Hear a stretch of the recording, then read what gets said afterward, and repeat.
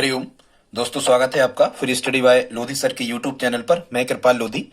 दोस्तों, आज हम आपको लेकर के आए हैं सभी विषयों की पेडागोजी में से पुनः शिक्षण का टॉपिक, जिसमें दोस्तों आज हम आपको निदानात्मक एवं उपचारात्मक शिक्षण के बारे में बताने वाले हैं। दोस्तों, एक अपील है, यदि आप हमारे चैनल पर पहली बार विजिट कर रहे हैं तो प्लीज हमारे चैनल को सब्सक्राइब कर लें, साथ में बेल आइकन पर क्लिक करें ताकि सबसे पहले नोटिफिकेशन आपको मिलता रहे। दोस्तों, हम इसी प्रकार के कॉम्पिटिटिव एग्जाम रिलेटेड वीडियोस को अपलोड करते रहते हैं। आप हमारी प्लेलिस्ट में जाकर के उन्हें देख सकते हैं। तो स्टूडेंट्स, बगैर देर क्यों है, आइए स्टूडेंट्स प्रारंभ करते हैं आज का टॉपिक। प्लीज आप इस वीडियो को लाइक कर दें। ठीक है, थैंक यू। आगे बढ़ते हैं। दोस्तों, सबसे पहले हमें यह जानना जरूरी है कि पुनः शिक्षण क्या कहलाता है। तो इसके बारे में आपको एक बात जान लेना जरूरी है स्टूडेंट्स कि जब कभी शिक्षक के द्वारा जो शिक्षण अधिगम प्रक्रिया विद्यालय में संपन्न करवाई जाती है और किसी भी विषय के पाठ्यक्रम का कुछ हिस्सा पूरा कर दिया जाता है और यदि किन्हीं छात्रों को वह कंटेंट, वह संप्रदाय यदि समझ में नहीं आया है, उनमें वह कमियां दर्शाते हैं, तो शिक्षक के द्वारा पुनः उस संबंधित संप्रदाय को पूर्ण कराने का प्रयास कक्षा में किया जाता है और यही पुनः शिक्षण कहलाता है। स्टूडेंट, शायद आप समझ गए होंगे कि जो कठिन चीजें कुछ पिछड़े छात्रों को समझ में नहीं आई है, वही पाठ्यक्रम बाद में शिक्षक पुनः उनको तैयार करवाएगा और यह पुनः फिर से तैयारी करवाना पिछड़े हुए छात्रों के लिए पुनः शिक्षण कहलाता है। और पुनः शिक्षण की प्रक्रिया दो बिंदुओं में पूरी की जाती है, निदानात्मक एवं उपचारात्मक शिक्षण के माध्यम से। अब स्टूडेंट्स, कभी यदि आपको इस प्रकार का प्रश्न आता है कि पुनः शिक्षण की प्रक्रिया कितने बिंदुओं के माध्यम से पूरी होती है, तो निदानात्मक और उपचारात्मक शिक्षण के माध्यम से पुनः शिक्षण की प्रक्रिया पूरी होती है। अब स्टूडेंट्स, हम जान लेते हैं पुनः शिक्षण के कुछ बिंदु या महत्व कि पुनः शिक्षण करवाते समय हमें किन चीजों का ध्यान रखना होता है। तो देखते हैं पुनः शिक्षण की कुछ सावधानियां या मुख्य बिंदु या इसका महत्व भी आप कह सकते हैं। तो सबसे पहले तो पुनः शिक्षण में हमें इस बात का ध्यान रखना होता है कि कमजोर छात्रों को टीचर्स लर्निंग मटेरियल सहायक अधिगम सामग्री के साथ आपको शिक्षण कराना है। यदि त्रुटियां सामूहिक हैं, ध्यान से सुनना, यदि त्रुटियां सामूहिक हैं इसका मतलब यह है कि यदि गलतियां सभी छात्रों के द्वारा की गई हैं तो शिक्षक को अपनी अध्यापन शैली बदलना चाहिए। स्टूडेंट्स, यहां से प्रश्न आते हैं कि यदि त्रुटियां सामूहिक हैं इसका मतलब क्या है। तो स्टूडेंट्स, यदि त्रुटियां सामूहिक हैं मतलब सभी छात्रों के द्वारा एक सी गलतियां की जा रही हैं तो शिक्षक को अपनी अध्यापन शैली को बदलना चाहिए, क्योंकि कहीं ना कहीं शिक्षक की अध्यापन शैली या शिक्षण विधियों में गलती की गई है, तो वो शिक्षण विधियों या अध्यापन शैली या शिक्षण सूत्रों में बदलाव करे, ये जरूरी है। फिर व्यक्तिगत त्रुटियों को दूर करने के लिए अध्यापक को क्या करना है, तो छात्रों की व्यक्तिगत त्रुटियों को दूर करने के लिए अध्यापक को अलग से समय बिल्कुल देना है। ठीक, विद्यालय लगने के पूर्व और विद्यालय लगने के बाद अलग से समय देना है। अभ्यास कार्य बालकों को कहां कराएं, तो ध्यान रखना गृह कार्य वगैरह ज्यादा हमें नहीं देना है बालकों को। अभ्यास कार्य बालकों को कक्षा में ही कराया जाना चाहिए। यहां से प्रश्न आते हैं, आप इन विशेषताओं को सीख लें। आगे देखते स्टूडेंट्स, अध्यापन का क्रम कैसा हो पुनः शिक्षण में, तो ध्यान रखना अध्यापन का क्रम तो हमेशा ही सरल से कठिन की ओर होता है। तो अध्यापन का क्रम कैसा होना चाहिए, तो अध्यापन का क्रम सरल से कठिन की ओर होना चाहिए पुनः शिक्षण में। फिर हमें क्या करना है कि खुद तो गलतियां हमें समझना ही है, छात्रों को बताना है, लेकिन पुनः शिक्षण के दौरान हमें छात्रों को स्वयं त्रुटियां समझने का अवसर देना है, मतलब छात्र स्वयं अपनी गलतियों को समझ सकें। जब ये गलतियां समझ में आ जाती हैं पुनः शिक्षण के दौरान, तब हमें क्या करना है, उन छात्रों के समान जो गलतियां करी हैं उनके समूह निर्माण करना है और कमजोर छात्रों को मेधावी छात्रों के साथ पढ़ने का अवसर हमें देना है। मतलब जो कमजोर छात्र हैं इनको प्रतिभाशाली या मेधावी छात्रों के साथ पढ़ने का अवसर प्रदान हमें करना है पुनः शिक्षण में। फिर जो कमजोर छात्र हैं इनको और क्या करवा सकते हो गतिविधियों के आधार पर, तो इन्हें आदर्श प्रश्न पत्र हल करने पर भी आपको जोर देना है। दोस्तों, ये थे पुनः शिक्षण के कुछ महत्वपूर्ण बिंदु। अब हम आ जाते हैं फिर से निदानात्मक शिक्षण की ओर कि निदानात्मक शिक्षण क्या कहलाता है। तो स्टूडेंट, सबसे पहले देख लेते हैं निदानात्मक शिक्षण का अर्थ। निदानात्मक शिक्षण क्या है। तो स्टूडेंट, निदानात्मक शब्द जो है ये अंग्रेजी के डायगोनेसिस शब्द से लिया गया है, जिसका हिंदी में अर्थ होता है निदान या फिर मूल कारण या फिर रोग निर्णय।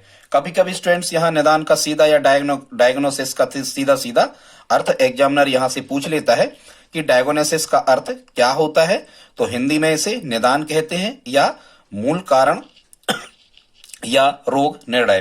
फिर कभी कभी आपसे पूछ लिया जाता है कि डायग्नोसिस मुख्यतः किस भाषा का शब्द है, तो आपको कहना है डायग्नोसिस मुख्यतः चिकित्सा शास्त्र का शब्द है। इसका उपयोग चिकित्सा शास्त्र में किया जाता है। ये चिकित्सा शास्त्र से आया है, कहाँ?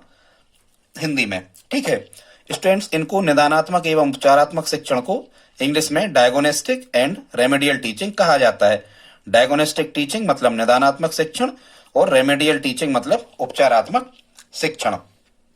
ठीक है दोस्तों, अब हम देख लेते हैं कि निदानात्मक शिक्षण क्या कहलाता है और यहां हम आपको उपचारात्मक शिक्षण भी बता देंगे।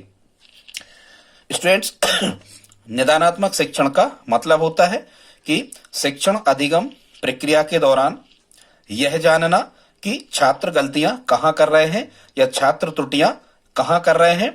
ठीक है, उनकी त्रुटियों का पता लगाना, उनकी गलतियों का पता लगाना ही क्या कहलाता है? निदानात्मक शिक्षण कहलाता है। अब स्टूडेंट्स, आप इसको कैसे याद रख सकते हो?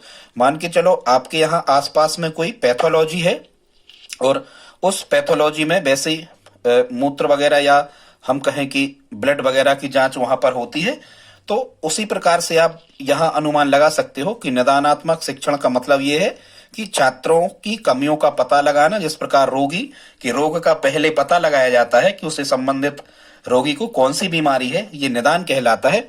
उसी प्रकार से स्टूडेंट्स, जो निदानात्मक शिक्षण होता है इसमें छात्रों की पहले कमजोरियों का पता लगाया जाता है कि छात्र कहाँ गलती कर रहे हैं, उनकी कमजोरियों का पता लगाना निदानात्मक शिक्षण कहलाता है। और स्टूडेंट्स, जब हमें उनकी कमजोरियों का पता लग जाता है तब उनकी कमजोरियों को दूर करने का जो प्रयास किया जाता है उसे उपचारात्मक शिक्षण कहा जाता है। मतलब निदानात्मक शिक्षण पहले आता है और उपचारात्मक शिक्षण बाद में आता है। आगे भी हम आपको इसके क्रम के बारे में बताने वाले हैं।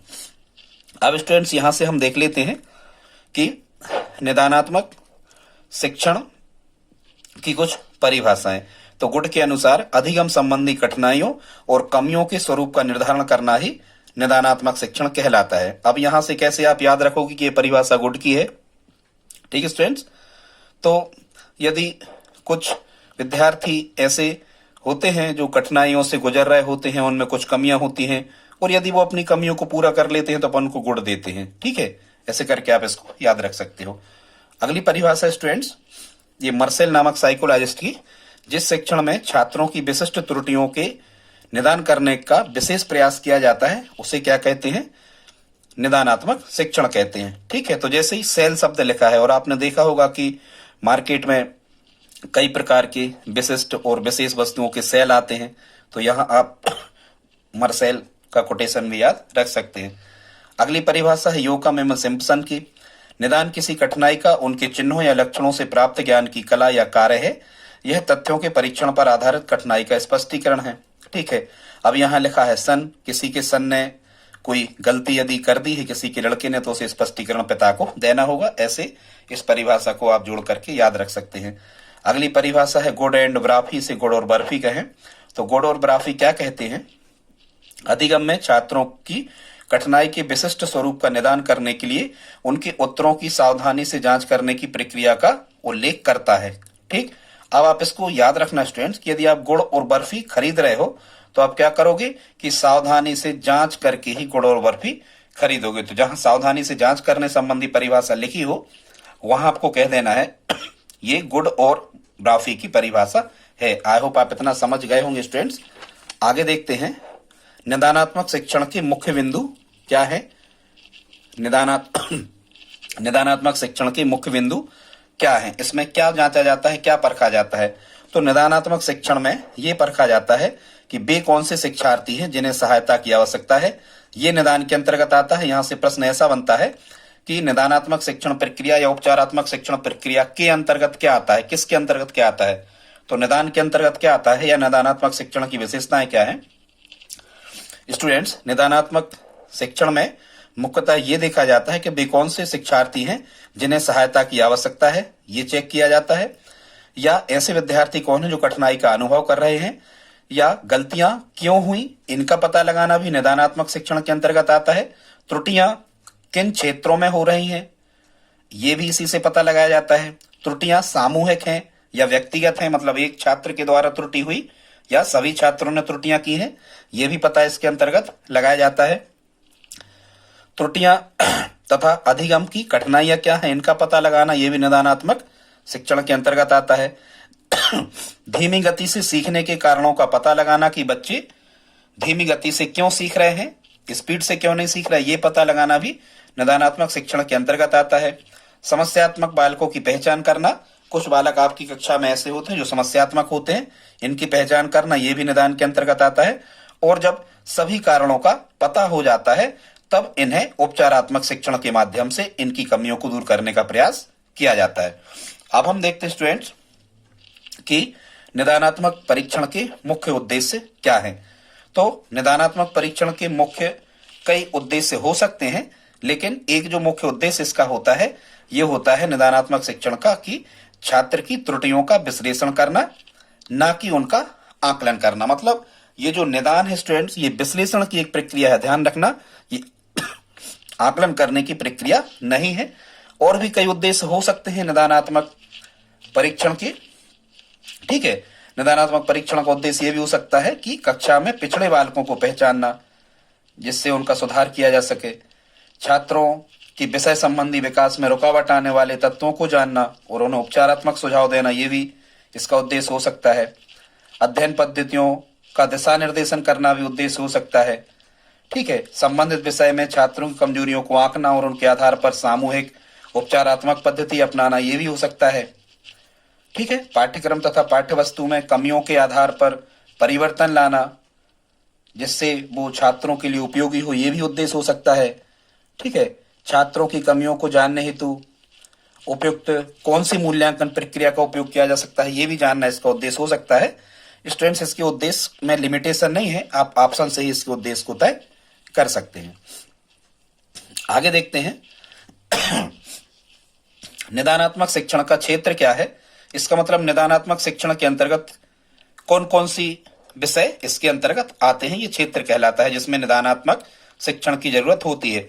तो वाचन, लेखन, ठीक है, और उच्चारण, ठीक है। वाचन, लेखन, उच्चारण, भाषा आ जाती स्टूडेंट्स, यहां कोई भी भाषा हो, भाषा भी निदानात्मक शिक्षण के अंतर्गत आती है। या व्याकरण यहां लिखा होता है, हालांकि भाषा लिख दो तो व्याकरण उसके अंतर्गत आ ही जाती है।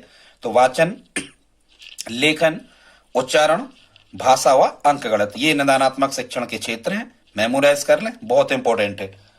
अब हम देखते हैं स्टूडेंट्स कि निदानात्मक शिक्षण के कितने प्रकार होते हैं। तो स्टूडेंट्स, निदानात्मक शिक्षण के दो प्रकार होते हैं। शारीरिक निदानात्मक परीक्षण, मतलब शारीरिक कठिनाइयों को जानने का प्रयास इसके द्वारा किया जाता है, तो शारीरिक निदानात्मक परीक्षण। और दूसरा होता है शैक्षिक निदानात्मक परीक्षण, मतलब शैक्षिक कमजोरियों को जानने का प्रयास इसमें किया जाता है। अब हम देखते हैं कि शैक्षिक निदानात्मक शिक्षण के कितने चरण होते हैं स्टूडेंट। तो ये शैक्षिक निदान की जो प्रक्रिया होती है ये 5 चरणों में पूरी होती है। सबसे पहले समस्यात्मक बालक की पहचान की जाती है, मतलब कौन से बालक हैं जिन्हें कोई समस्या है, ये प्रथम चरण है शैक्षिक निदान का। इसके बाद में ये पता किया जाता है कि बच्चों से या बालकों से त्रुटियां कहां हो रही हैं। इसके बाद में ये पता किया जाता है कि त्रुटियों के कारण क्या हैं, किस कारण से त्रुटि हुई। फिर त्रुटियों के कारण पता हो जाने के बाद में ये पता किया जाता है कि इनका उपचार कैसे किया जाए, इन कमियों को कैसे दूर किया जाए। और उन मतलब छात्रों ने जहां त्रुटियां की हैं या जो गलतियां की हैं, उन्हीं गलतियों को दूर करने का प्रयास ही स्टूडेंट्स उपचारात्मक शिक्षण कहलाता है। तो फिर ये पता लगाया जाता है कि इनका उपचार कैसे किया जाए। और लास्ट जो अंतिम चरण होता है वो ये होता है कि उपचार करने के बाद में यह ध्यान दिया जाता है कि छात्रों को पुनः दोबारा यह समस्या उत्पन्न ना हो। आई होप आप इतना स्टूडेंट्स समझ गए होंगे। आगे अब हम देखते हैं स्टूडेंट्स की निदानात्मक शिक्षण के परिणाम क्या हो सकते हैं, या हम कहें कि निदानात्मक शिक्षण का महत्व क्या है। तो निदानात्मक शिक्षण का महत्व या उपयोग ये है कि निदानात्मक शिक्षण के माध्यम से छात्रों की अध्ययन संबंधी अनुचित आदतों पर अंकुश लगता है। उनकी अनुचित या खराब जो आदतें होती हैं वो समाप्त होती जाती हैं। छात्रों में विद्यालय कार्य के प्रति उचित दृष्टिकोण का विकास होता है, छात्रों की विशिष्ट समस्याओं की संख्या को लगातार कम करता जाता है ये निदानात्मक शिक्षण, छात्रों की अध्ययन संबंधी अनुचित प्रवृत्तियों को वैज्ञानिक विधि से उनके समक्ष उपस्थित करता है। जो भी छात्रों की अनुचित प्रवृत्तियां, अनुचित कार्य कर रहे होते हैं, इनको छात्रों के सामने शिक्षक बता देता है कि आप यहां गलती कर रहे हैं।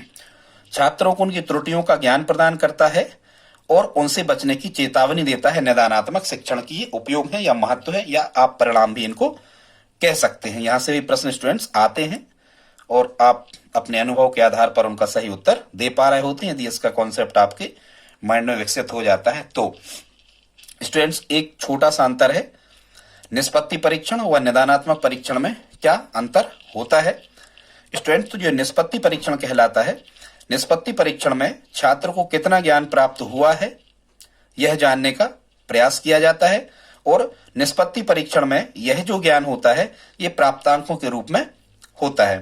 ठीक है, निदानात्मक में जो ज्ञान प्राप्त होता है ये प्राप्तांकों के रूप में नहीं होता, ये गुणात्मक रूप में होता है। ठीक है, और जो निष्पत्ति परीक्षण है यह परीक्षण छात्र के कम या अधिक अंक आने के कारणों का पता नहीं लगाता, लेकिन जो निदानात्मक परीक्षण है ये छात्रों के कम या अधिक अंक क्यों आ रहे हैं, तो निदानात्मक परीक्षण ये पता लगाता है त्रुटियों का। ठीक है, निष्पत्ति परीक्षण का उद्देश्य छात्रों को अगली कक्षा में प्रवेश देना है, जबकि निदानात्मक परीक्षण का उद्देश्य अगली कक्षा में प्रवेश देना नहीं बल्कि छात्रों की गलतियों का पता लगाना है। ठीक है, फिर जो निष्पत्ति परीक्षण है ये परिमाणात्मक होते हैं, मतलब परिमाण मतलब जहां भी परिमाण लिखा हो मतलब अंक, साइज। ठीक है, ये परिमाणात्मक होते हैं, जबकि निदानात्मक परीक्षण गुणात्मक होते हैं। दो समान योग्यता वाले छात्रों की निष्पत्ति मतलब उनको जो प्रतिफल प्राप्त हुआ है, जो उनको अंक प्राप्त हुए हैं, दो समान योग्यता वाले छात्रों की निष्पत्ति में अंतर हो सकता है। ठीक है, तो ये हमें कहां से पता लगता है, निष्पत्ति परीक्षण से, मतलब ये परीक्षाएं ही हैं। ठीक है, निष्पत्ति परीक्षण मतलब परीक्षाएं सामान्यतः। तो दो समान योग्यता वाले छात्रों की निष्पत्ति में अंतर हो सकता है, ये निष्पत्ति परीक्षण से हमें पता लगता है, लेकिन यह अंतर क्यों है यह हमें निदानात्मक परीक्षण से पता लगता है। अब स्टूडेंट्स, इसके बाद हम देखते हैं निदानात्मक परीक्षण के प्रकार। तो निदानात्मक परीक्षण के दो प्रकार होते हैं, एक तो अध्यापक द्वारा निदानात्मक परीक्षण कहलाते हैं, मतलब ये ऐसे निदान की तकनीकें होती हैं जिन्हें कक्षा अधिगम प्रक्रिया के दौरान अध्यापक स्वयं तैयार करता है, उन्हें अध्यापक निर्मित निदानात्मक परीक्षण कहते हैं। ये अधिक मानक नहीं होते हैं, कम खर्चीले होते हैं, कम समय में ही इनसे विद्यार्थियों की समस्याओं का निदान या समस्याओं का पता लगा लिया जाता है। लेकिन स्टूडेंट, दूसरे जो प्रकार होते हैं निदानात्मक परीक्षण की, ये मानकीकृत परीक्षण कहलाते हैं।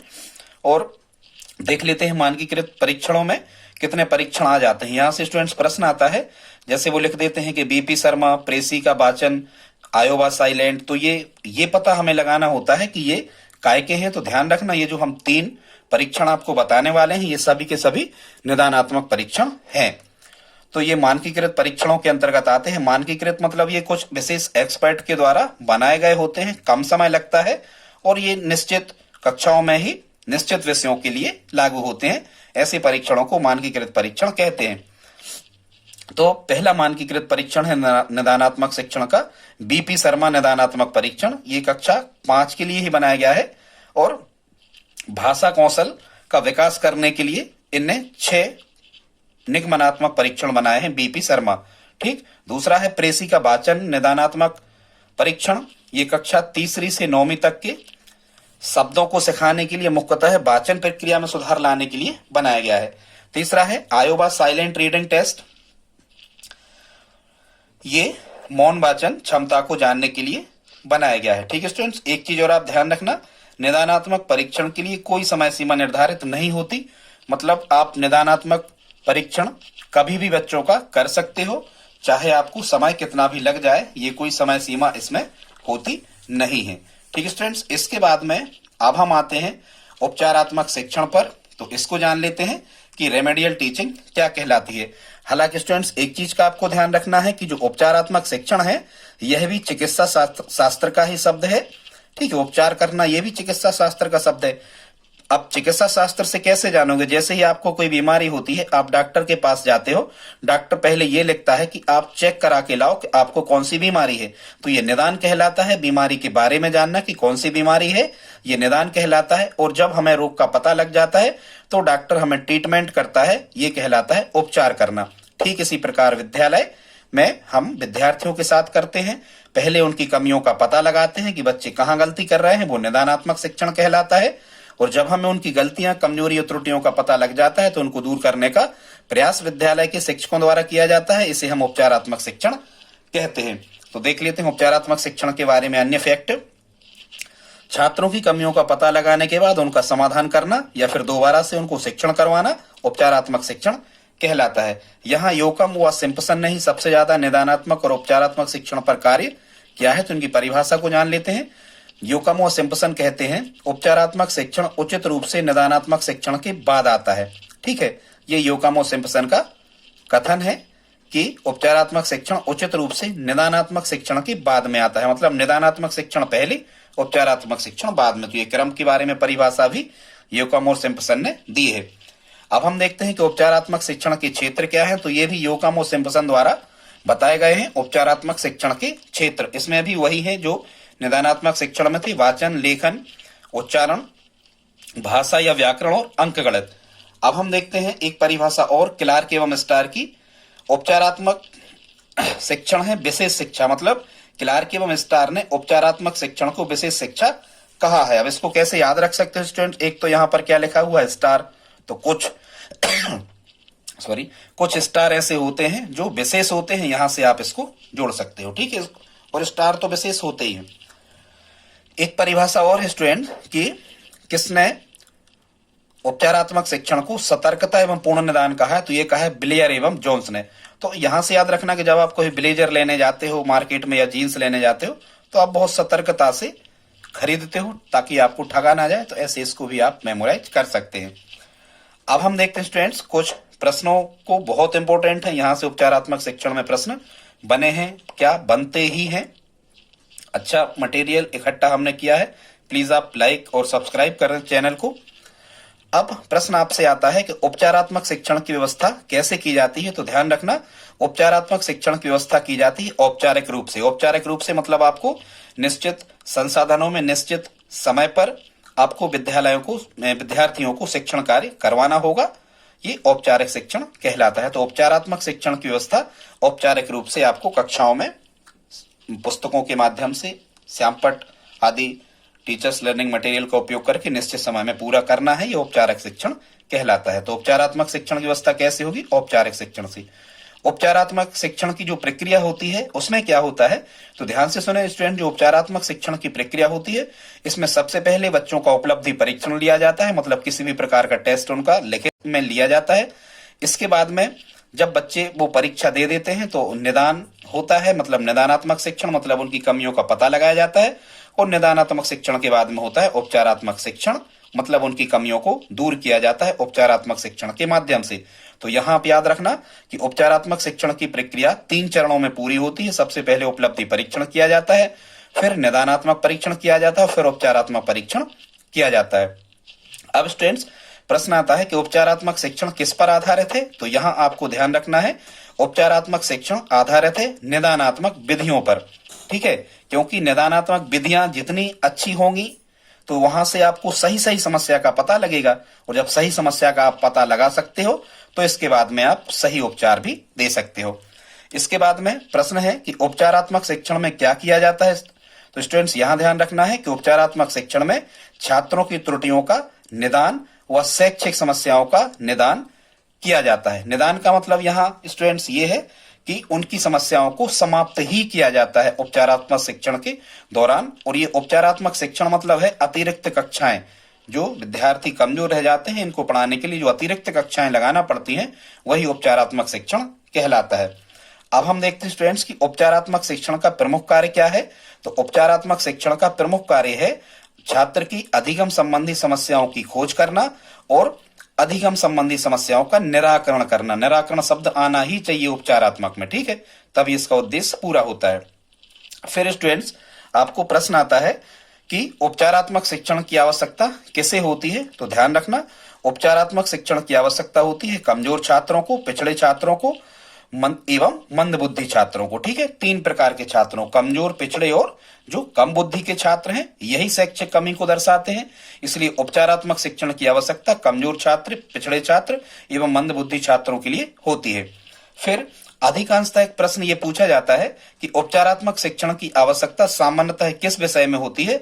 तो यहाँ आपको ध्यान रखना है स्टूडेंट्स, उपचारात्मक शिक्षण की आवश्यकता सामान्यतः गणित, विज्ञान और अंग्रेजी में होती है। यही कठिन विषय हैं। तो आप खुद दिमाग लगाओ, जो कठिन विषय होंगे गणित, विज्ञान और अंग्रेजी, उपचारात्मक शिक्षण की आवश्यकता इन्हीं विषयों में होगी।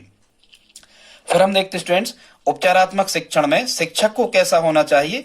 तो खैर उपचारात्मक शिक्षण में नहीं, शिक्षक को तो स्टूडेंट्स हमेशा ही कैसा होना चाहिए, तो हमेशा ही सकारात्मक सोच एवं आत्मीय व्यवहार करने वाला होना चाहिए। छात्रों के साथ वो आत्मीय व्यवहार करे और सकारात्मक सोच वो रखे बच्चों के प्रति। शिक्षक ऐसा होना चाहिए। अब स्टूडेंट्स आपसे कभी कभी पूछा जाता है कि उपचारात्मक शिक्षण की मुख्य विधियां कौन कौन सी हैं।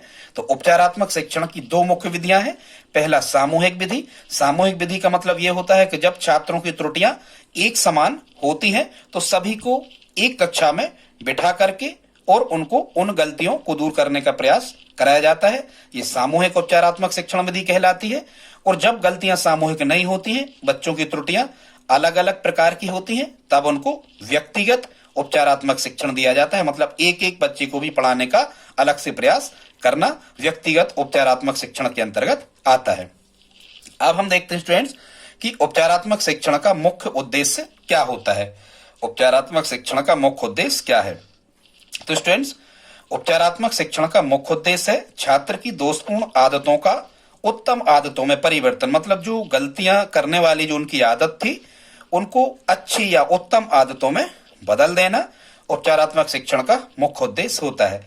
अब प्रश्न आपको आता है कि उपचारात्मक शिक्षण अधिगम प्रक्रिया के दौरान कक्षा का वातावरण कैसा होना चाहिए। तो आप खुद से ये समझ सकते हैं स्टूडेंट्स कि उपचारात्मक शिक्षण के दौरान कक्ष रुचिपूर्ण हो, छात्रों की रुचि के अनुसार हो, शांतिपूर्ण हो, शिक्षण अधिगम प्रक्रिया के अनुकूल कक्ष स्टूडेंट्स होना चाहिए।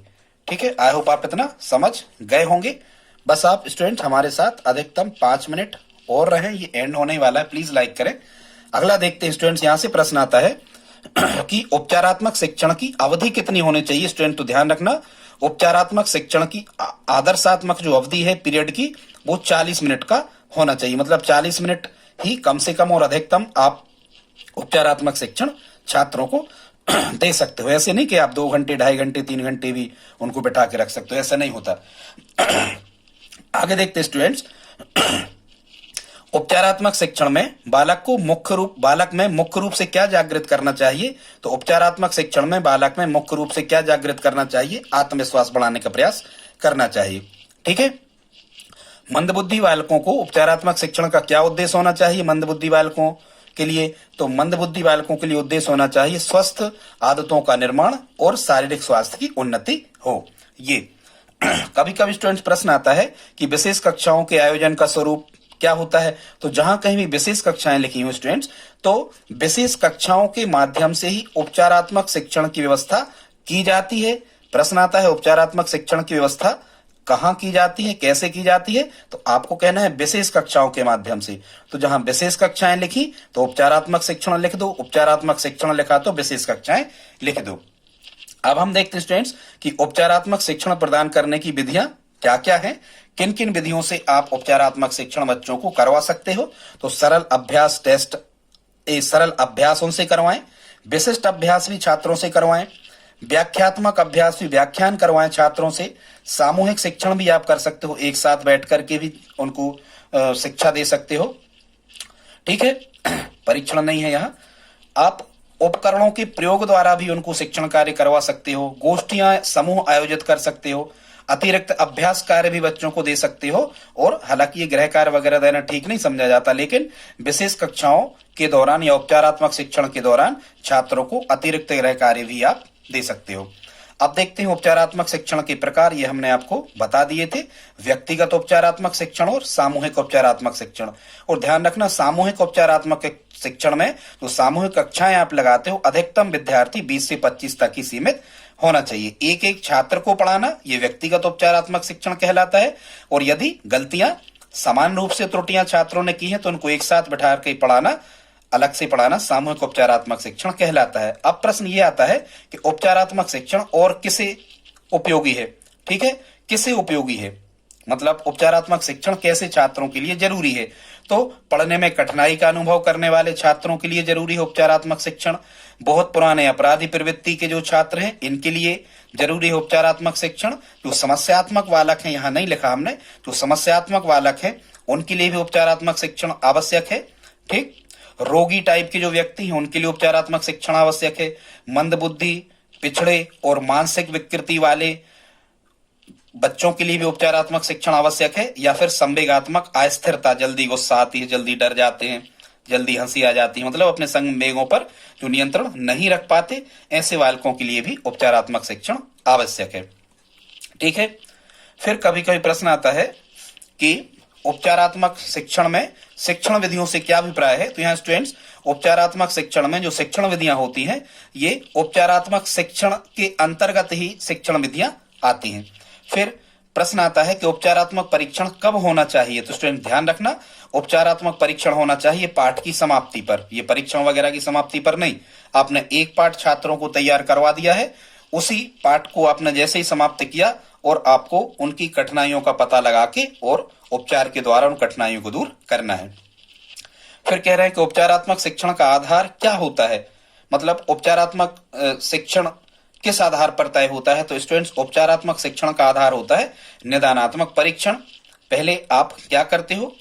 निदानात्मक परीक्षण करते हो, उनकी कमियों का पता लगाते हो। जब सही कमियां, सही त्रुटियां पता लग जाती हैं तभी आप उपचारात्मक शिक्षण बच्चों को देते हो।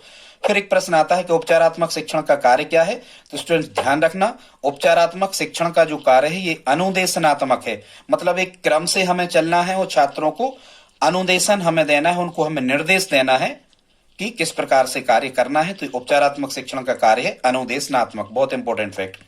आगे देखते हैं कि उपचारात्मक शिक्षण की सफलता मुख्यतः किस बात पर निर्भर करती है? स्टूडेंट तो ध्यान रखना, उपचारात्मक शिक्षण की सफलता मुख्यतः निर्भर करती है कि समस्याओं के कारणों की सही पहचान पर, कि छात्रों ने जो गलतियां की हैं उनके क्या कारण रहे, इसका आपको पहचान सही सही होना चाहिए। इस पर उपचारात्मक शिक्षण की सफलता मुख्यतः निर्भर करती है। अब एक प्रश्न ये आता है कि उपचारात्मक शिक्षण के क्या परिणाम हो सकते हैं? स्टूडेंट तो ये लाभ हैं कि उपचारात्मक शिक्षण के क्या लाभ हमें हो सकते हैं? बहुत से लाभ हो सकते हैं, एक तो हम आपको बता देते हैं कि उपचारात्मक शिक्षण के परिणाम ये हो सकते हैं कि जो हमारे कमजोर, मंदबुद्धि या पिछड़े हुए छात्र होते हैं ये कक्षा की मुख्य धारा से जुड़ जाते हैं। ठीक है, इनके ज्ञान में वृद्धि होती है और यह जो कक्षा जिस प्रकार से चल रही है मेधावी छात्रों के समान इनको ज्ञान का अर्जन होता है। बहुत से परिणाम स्टूडेंट्स उपचारात्मक शिक्षण के हो सकते हैं, आप इन्हें खुद से तय कर सकते हैं ऑप्शन के आधार पर। अब हम देख लेते हैं कि उपचारात्मक शिक्षण के अन्य क्या क्या नाम हो सकते हैं। ये भी किसी एग्जाम में आया है, वहीं से हमने ये उठाया है कि उपचारात्मक शिक्षण को अन्य किन नामों से जाना जाता है। तो उपचारात्मक शिक्षण के नाम है स्टूडेंट्स, विकासात्मक शिक्षा इसे कहा जाता है, बुनियादी कौशल शिक्षा भी इसे कहा जाता है उपचारात्मक शिक्षण को, उपचारात्मक शिक्षण को प्रतिपूरक शिक्षा भी कहा जाता है और उपचारात्मक शिक्षण को अकादमिक उन्नयन के नाम से भी जाना जाता है। तो दोस्तों, आज का वीडियो आपको कैसा लगा प्लीज आप हमें कमेंट बॉक्स में लिख करके बताएं, और यदि आप प्लीज हमारी हेल्प करना चाहें तो इस वीडियो को अपने दोस्तों के साथ स्टडी ग्रुप में शेयर जरूर करें। दोस्तों, मिलते हैं अगली वीडियो में, तब तक के लिए जय हिंद, जय भारत।